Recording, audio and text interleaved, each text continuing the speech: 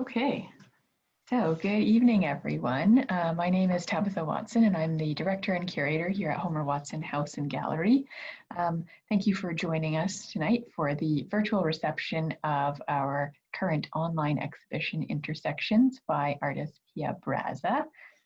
Before we get started, I just wanted to go over a few practical notes.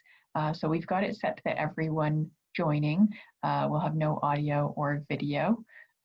It should be fine as long as you don't change it, but please leave it like that just so we can better hear and see Pia through the course of the presentation. So without further ado, I'd like to introduce Pia Braza, a self-taught Waterloo region-based artist who works primarily in digital mediums, but also does some acrylics. Her show Intersections is now featured on our website as our virtual exhibition, and it explores local architecture in the Waterloo region. So through the course of this reception, Pia will discuss her work for the exhibition in a question and answer format. If you have any questions or comments, feel free to add them to the comments section. We will hopefully address them at the end if we've got time. So without further ado, let's get started. Pia, can you tell us what inspired you to create this body of work? Hi, thank you for having me today. I was inspired with creating this body of work. I started back around January. Really, I wanted to test my abilities with different subjects and really challenge myself. At this point, back in January, I've been doing portraits for almost 2-3 years and been focused on that. So I just wanted to try something different. And I've always loved architectural drawings. So the first one was the King and Herb, and I had fond memories of that location with old friends and going for coffee dates and so on. So I started with that, and I always appreciated that building. So, and it kind of went from there, and I'll talk about each piece later on.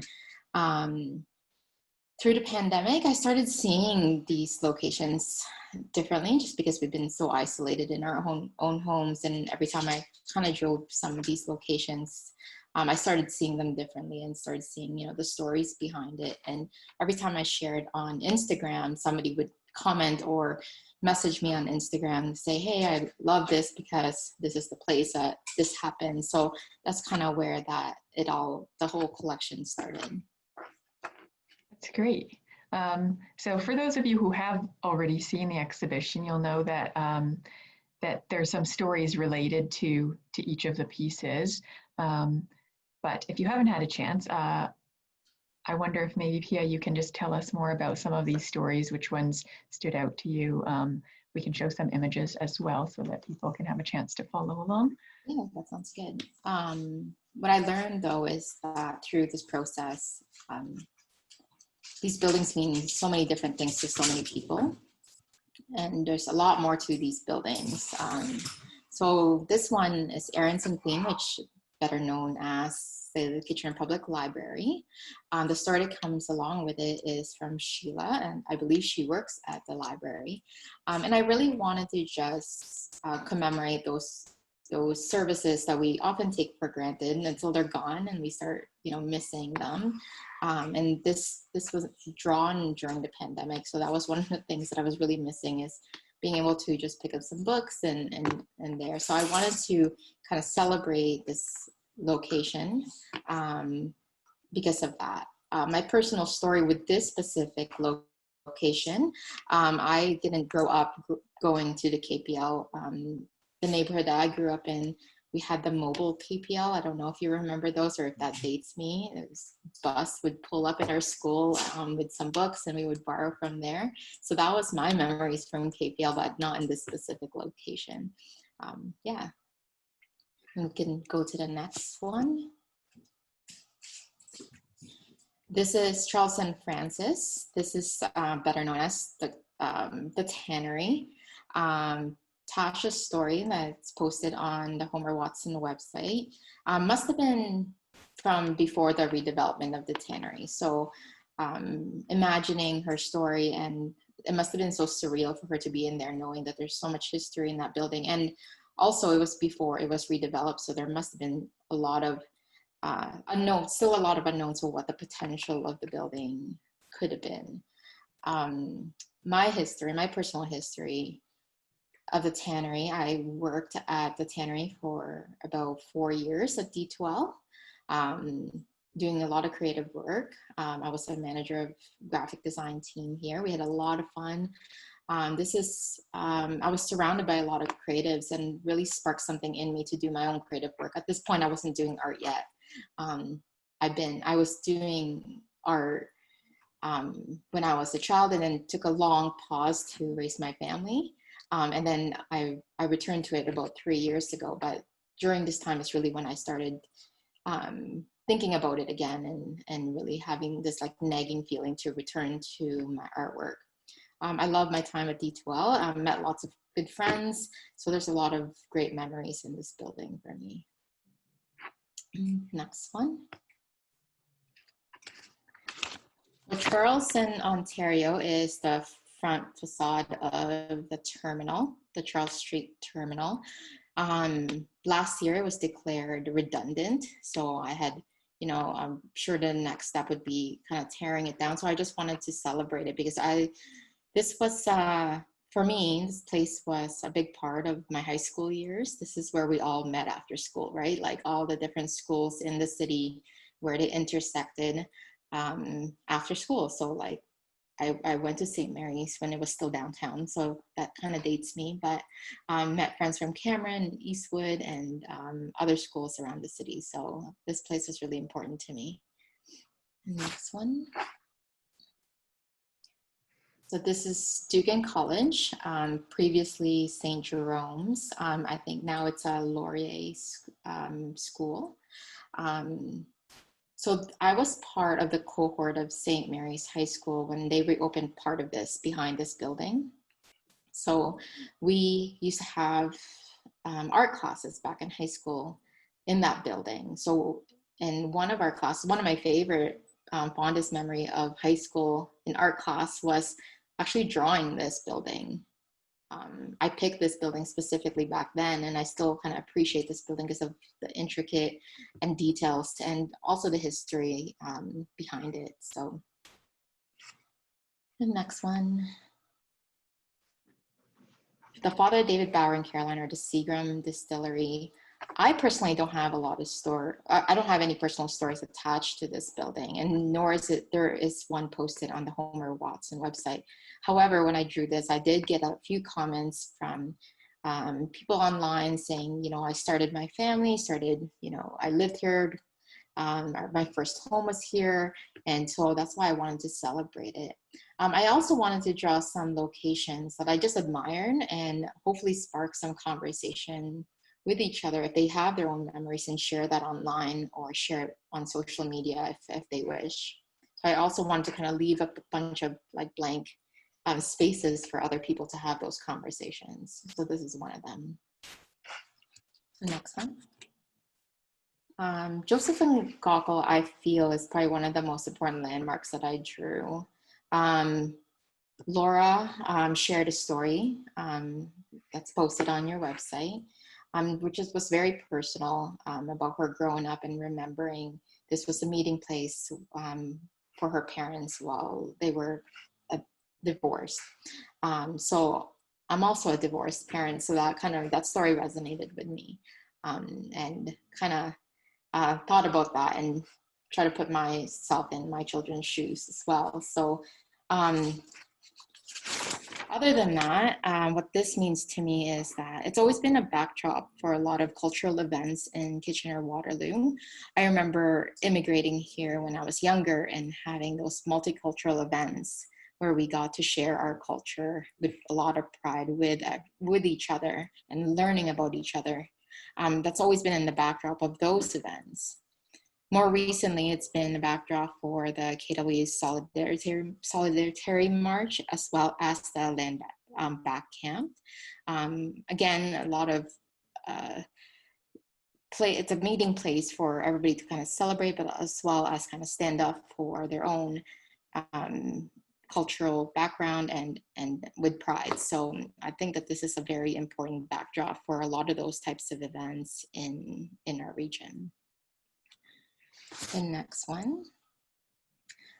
So this was the first drawing that I have. And my memories is just more like, you know, meeting friends here for coffee and lots of long chats with close friends.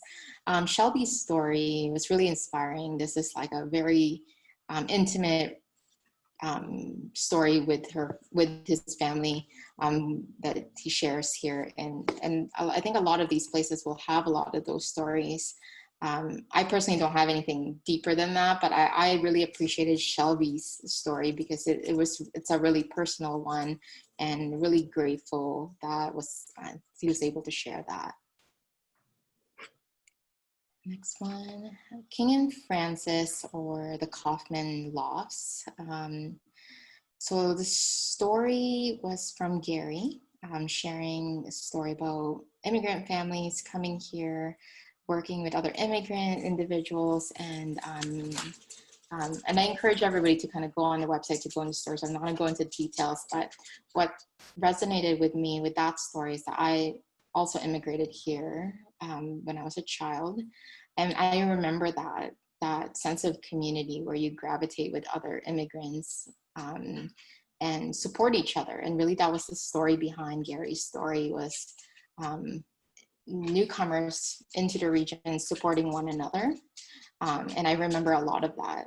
For us to build our foundation, we had to rely on a lot of families here, whether it's my parents getting a job, babysitters, and so on. And that story really was reminded me of that growing up here in the region. Next one. This is one of my earlier drawings, so it's a little rough. I didn't want to change it. I wanted to show the progression of my drawings. So, but this one, I drew this because a lot of this is a lot of memories from high school, actually. Just that's where I grew up, is like downtown Kitchener, and I've always appreciated a lot of the landmarks there. Not a lot to say here, but I mentioned I went to St. Mary's High School. This is where we went for lunch and caused a lot of trouble, and I won't go into those details. The next one is King and Pine, or Grand River Hospital. I have a few children. Actually have 4 that I gave birth here in the Grand River Hospital. So that's kind of why this landmark is important to me. Those memories with meeting my children for the first time. And now it's really a site where during this pandemic has been a symbol of like sacrifice that frontliners have been doing. Also, when I drew this, I did it to fundraise for Grand River Hospital and St. Mary's. So that's why I focused on these landmarks. Any sales from these prints will be donated to regionready.com. So I'm still doing that as well. So next one, King and Princess. I don't have much to add to the story. I think this is about something new for one of the, I don't remember, I'm sorry, the blank initiative, where it was their first time going up in the stage to play their music. I think a lot of these stories could have, a lot of these locations could have a lot of those stories where it kind of jump-started something new for them. And I think that was the symbol for me for King and Princess, and that story that was shared is that jump-start of something new and taking a risk for yourself to kind of explore something that you love. And I think that I really appreciated that. The next one, King and Queen. I just love this architecture. It's probably, well, I'll go into that and then future question, but this is definitely my favorite. I love the intricacy and the details and the history behind this building. Yeah. And this is the Sun Life building, King and Union. I never worked at Sun Life, but I've talked to a lot of friends where, like, growing up, they thought this was like home of royalty. And I think a lot of us growing up are like, what is that? Then we find out it's Sun Life or insurance company. So that's always a great discovery. But I think it's important. It's beautiful. I think great details of this building. And I think it's also simple where there's a big financial district here in KW, and which employs a lot of individuals here in the region and provides for a lot of people in this region. So I think it's worth celebrating and also connects all of us. This is the Queen and Patricia or the St. Mary's Hospital. My only memories here are just going into emergency, nothing exciting. But again, this is part of the collection that I added when I was raising money for Region Ready. I did this, Grand River, as well as the Cambridge Memorial Hospital. So that's why I wanted to make sure that I wanted to contribute in my own way and find ways to raise money during this pandemic for our healthcare workers. And Queen and Weber is the courthouse. Thankfully, I don't have any memories here. Not that I'm willing to share online anyway. The memory that was shared with Gagan online on the Homer Watson website, very small window of experience with the courthouse, but such a kind of intimate and personal moment. Seeking refuge in just one of these locations and appreciating that. So yeah, so I'm really grateful for, I wanted to show a wide range of stories, not just, deep meaning. Sometimes some of these are very small, but very significant in our memories, or sometimes it was a starting point for something different. So I wanted to show a kind of range of stories when individuals submitted stories to me. Yes, that's it. Great, thank you. Okay, so now that we've had a chance to look through all the pieces and learn the stories behind them, could you tell us a bit about your technique for creating the pieces? Okay, so everything that I do digitally is done start to finish, done digitally. I typically don't sketch on Sketchbook. Typically, I'm just on my iPad. Usually there's a reference photo on my laptop or maybe on site if when it was safer, and then drawing from there. I tend to see shadows in spaces. My eyes just tend to gravitate to that, and then I just draw from what I see. So I just translate those into very simple lines. Yeah, so, and the reason why I just work solely and digitally is because it is more accessible. I do have a studio here, but it is more accessible just to have my iPad. I'm usually, sometimes my studio is at a hockey rink with my kids and so on. So I just tend to just work from that for that reason. Okay. I think we might have got a bit of a foreshadowing to this question earlier, but do you have a favorite piece in the exhibition? King and Queen, which is the Walper Hotel, because it was the most challenging. It was so intricate and there's so much history, and I wanted to make sure that I honored that. There's so much detail and I didn't want to miss. In the beginning, I was trying to do these drawings in single lines, and that becomes really challenging. So, and also the outcome was just, to me, I'm pretty proud of the outcome of that. Mm-hmm. Just a quick note about that one too. Walper Hotel is actually using that image for a lot of their marketing pieces in the very near future. So you'll see that in a lot of their materials, as well as, on their lobby, and I think they're even putting it on coffee cups or uniforms. Yeah, so I just actually saw it in Toque magazine. Oh, really? Yeah, it was a full page ad too with your drawing. I was like, hey, I know her.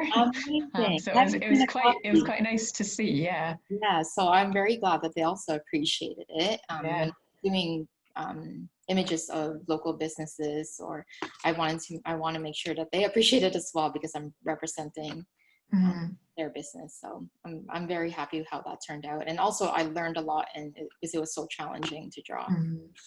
Yeah. It's definitely up there for me as well. Yeah. I do like the Sun Life one still too, I but I do, love that building. I do too.